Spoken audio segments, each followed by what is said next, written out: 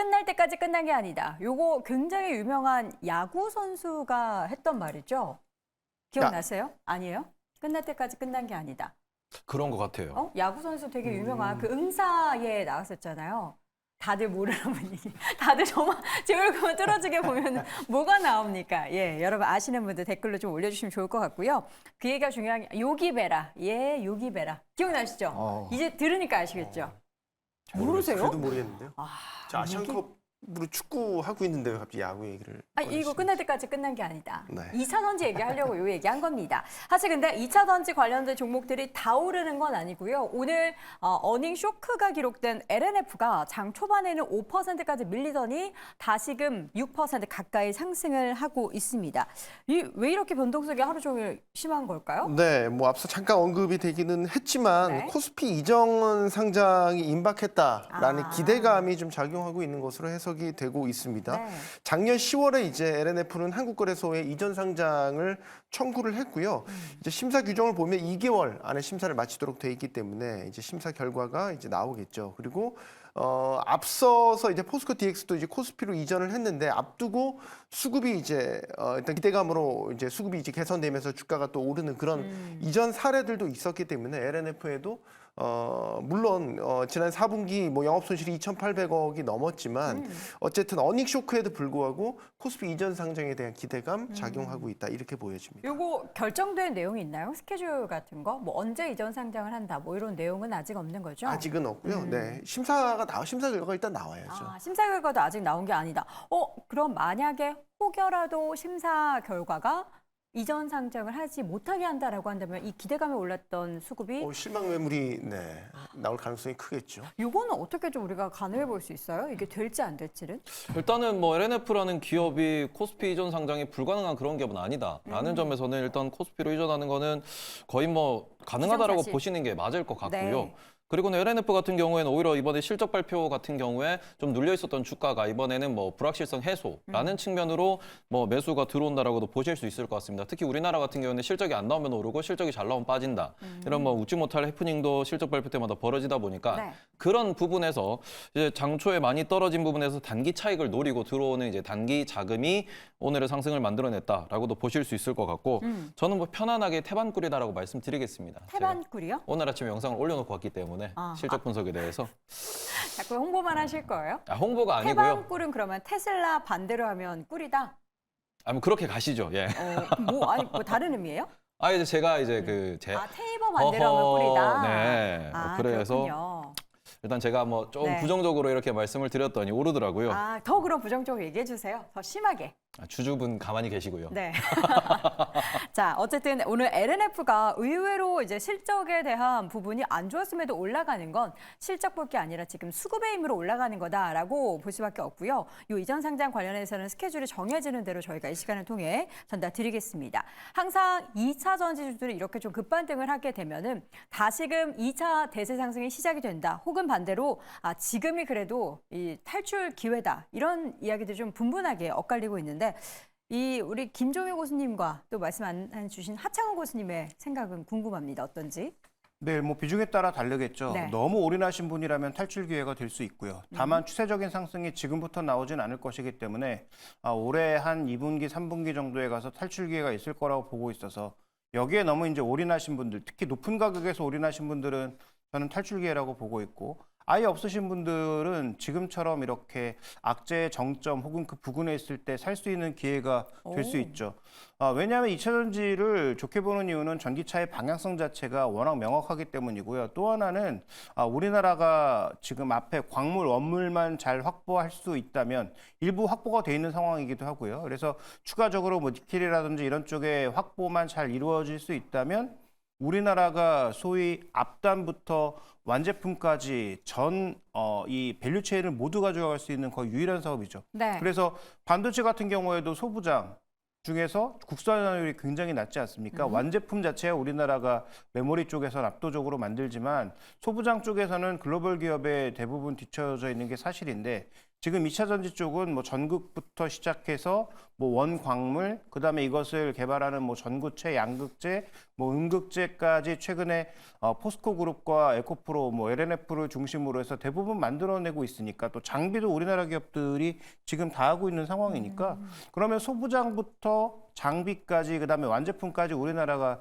지금 전체 밸류 체인을 다 하고 있다라는 측면에서 긍정적으로 보고 있습니다. 다만 중요한 것은 지금의 위치가 24절기로 얘기하면 저는 어느 정도로 보고 있냐면 소환과 대한 사이 아닌가. 24절기로 나눠주셔가지고 사실 잘 모르겠습니다. 소환과 대안은 겨울. 그렇죠. 쯤이죠? 겨울에서 소환과 대한, 대안이 네. 가장 춥다는 네, 날 네, 아니겠습니까? 대안이 지나고 나면 이제 입춘이 오는 거거든요. 그러면 지금 저는 소환과 대안 정도 사이라고 보고 있기 네. 때문에 아마도 1분기 정도까지 실적이 조금 둔화되는 그런 양상들이 지나고 2월 달 정도에 우리나라도 이제 보조금 확정이 되죠. 네. 그러면 그런 요인들로 인해서 추가적으로 전기차 수요가 좀 올라오고 하면 그러면 일정 부분의 반등이 나타날 수 있다라고 보고 있기 때문에 말씀해 주셨던 탈출 기회냐라는 부분에 있어서는 비중이 많으신 분들은 탈출 기회, 아예 없으신 분들은 진입 기회라고 판단하고 있고 절기상 아마도 그 사이 정도가 아닐까 이렇게 보고 있습니다. 지금까지 뭔가 2차 전지 관련한 이야기를 했었던 결 중에서 오늘 가장 좀 긍정적인 의견을 주신 것 같아가지고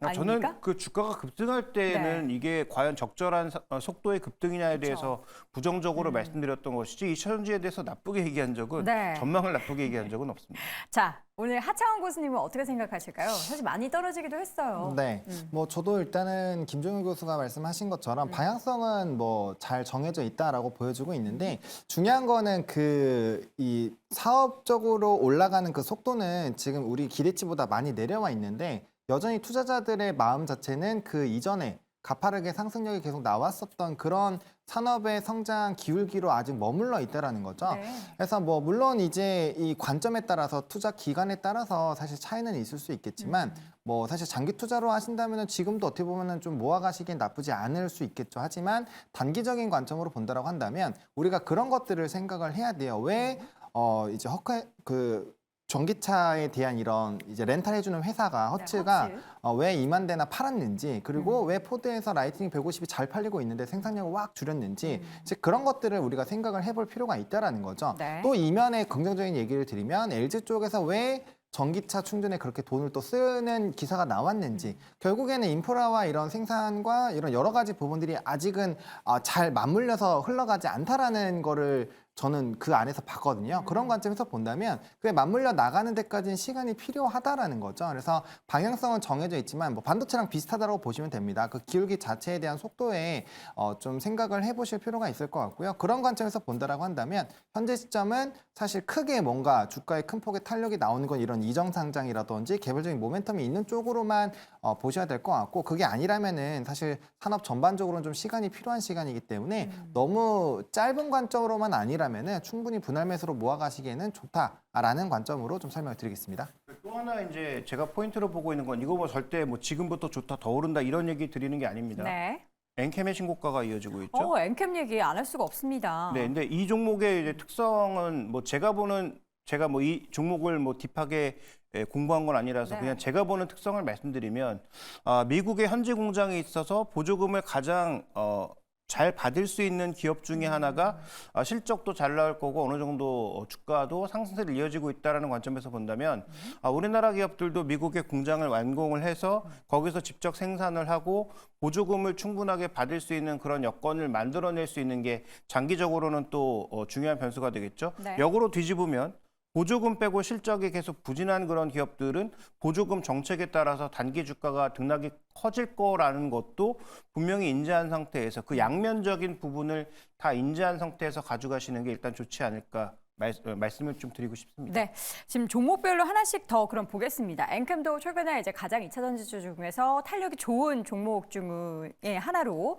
오늘장에서도 장중에 뭐 더 올랐다가 지금은 약 2% 정도 상승을 하고 있습니다. 장중에 11만 7,600원 선까지 올랐고요. 무려 9% 넘는 강세를 보였는데 7거래 연속 그리고 주가는 지난 11월 저점 4만 9천 원 대비해서 지금 2배 이상 급등을 한 상황이 연출되고 있습니다. 큰 종목부터 일단부터 좀 하나씩 보죠. 개별 2차 전지 관련한 종목 중에서 LG에너지솔루션 주가가 많이 좀 내려와 있습니다. 물론 지난 11월 저점 대비해서는 아직은 거기까지 도달하지 못했지만 이러다가 40만 원 깨져서 다시 30만 원대로 가는 거 아닌가 싶은데 LG에너지솔루션 이렇게 좀 줄줄줄 흘러내는 이유는 뭘까요? 일단은 LG엔솔 같은 경우에는 지금 계속해서 나오는 게 GM이랑 했던 그런 프로젝트가 연기되고 있다. 그리고는 그런 부분에 있어서 전기차 시황에 어찌 보면은 가장 큰 영향을 받고 있는 기업이 LG엔솔이라고 볼 수 있기 때문에 이 대목이 있어가지고 요거는 현재 2차 전지에 대한 투심이라고 좀 보셔야 될 것 같습니다. 특히 네. LG엔솔은 개인 투자자들보다는 이제 기관이나 외국인 투자자들, 글로벌 투자자가 많이 참여하고 있기 때문에 그런 부분에서 방향성 정도로 체크하시면 어떨까라고 말씀드리고 싶습니다. 네, 에코프로 그룹주를 좀 보겠습니다. 에코프로 그룹주 역시나 뭐 오늘 혼조를 보이는 가운데 주가가 바닥권에서 계속해서 박스권의 움직임들이 지속이 되고 있거든요. 에코프로 그룹주 최근에 이렇게 더딘 움직임 원인이 뭘까요? 네, 일단 지금 현재 양극재에서 있을 핵심 포인트가 결국 제품 가격 측면에서 많은 얘기, 원재료 가격과 제품 가격의 추이에서 많이 얘기를 하시는데 저는 이 종목의 작년에 나타났던 상승세의 가장 핵심 포인트는 몰려든 수급이 가장 변동성을 키운 요인이 되고 있지만 더 기저에 깔려 있는 건 우리가 생각했던 것보다 빠른 속도의 전기차 성장이 계속 이어질 거다라고 하는 전제 자체가 문제였던 거죠. 그러면서 전기차와 관련된 이 기대감이 빠지기 시작하면서 이 종목의 수급도 같이 빠지기 시작한 거죠. 그래서 뭐 최근에는 뭐 여러 가지 또 음모론들 여전히 뭐 공매도가 존재해서 이게 빠진다, 못 올라간다 이런 얘기 나오고 있습니다만 뭐 그런 얘기는 전혀 논리적이지 않다고 생각하고 있고요.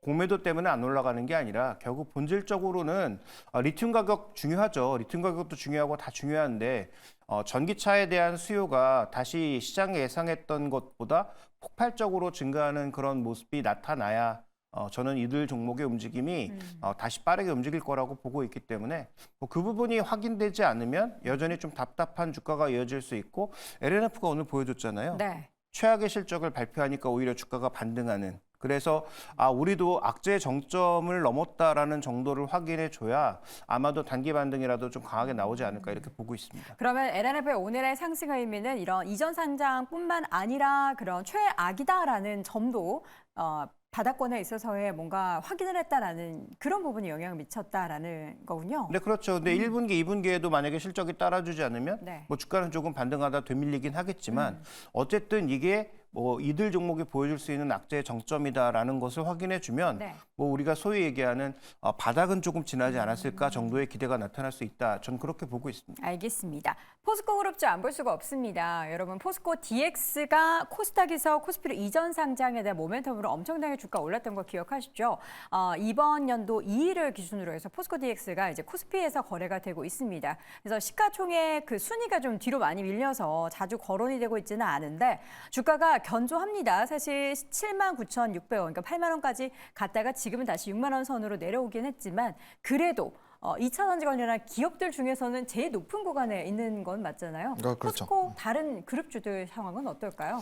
네, 뭐 나머지 종목군들은 좀 사실 쉽지 않은 상황입니다. 포스코 DX가 조금 같이 계속 상승이 나올 때는 그룹주 쪽에서의 순환매가 나타나다 보니까 좀 좋은 기조가 나타났지만 사실 뭐 포스코 홀딩스 같은 경우는 뭐 76만 원까지 갔던 주가가 지금 43만 원대까지 떨어져 있는 상황이거든요. 그래서 전반적으로 좀 굵직하게 또 묵직하게 움직였었던 포스코 좀 대장주들은 일부 좀 조정이 나타나고 있다고 보시면 좋을 것 같고 뭐 DX나 뭐 엠텍 같은 경우는 아무래도 좀 탄력적으로 좀 움직였었던 종목군이다 보니까 뭐 어느 정도 가격대는 좀 유지를 하고 있습니다. 근데 그럼에도 불구하고 DX를 제외하고는 뭐 DX도 그 이슈가 끝나고는 좀 주가의 조정이 나왔다라고 보시면 좋을 것 같고요. 다만 이제 포스코 그룹주들의 위치가 뭐 최근에 뭐 이런 분리막이라든지 뭐 이렇게 떠오르고 있는 그런 종목군 대비했을 때는 좀 물음표가 생길 수 있지만 여전히 네. 좀 다른 기타 종목군들 대비했을 때는 굉장히 높은 위치에는 여전히 유지가 되고 있다. 그래서 제가 봤을 때는 이렇게 뭐 새롭게 이제 보조금 관련된 이슈에서 주가가 상승하는 종목군들은 지금 이제 떠오르는 거고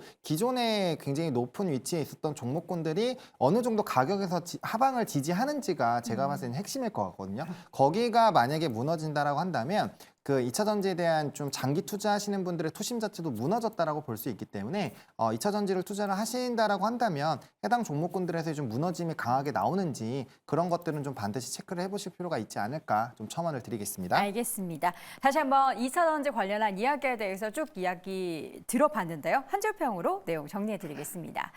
자, 먼저 김종효 고수는 2차 전지 소환과 또 대한사이다, 절기를 또 빗대서 말씀해 주셨고요. 손석우 고수는 추세적인 상승 전환은 아닌 것 같다. 하정원 고수, 전기차 방향성은 확실하지만 시간이 필요하다. 테이버 고수는 시장 경쟁력에 대한 고민이 필요하다라고 의견을 남겼습니다.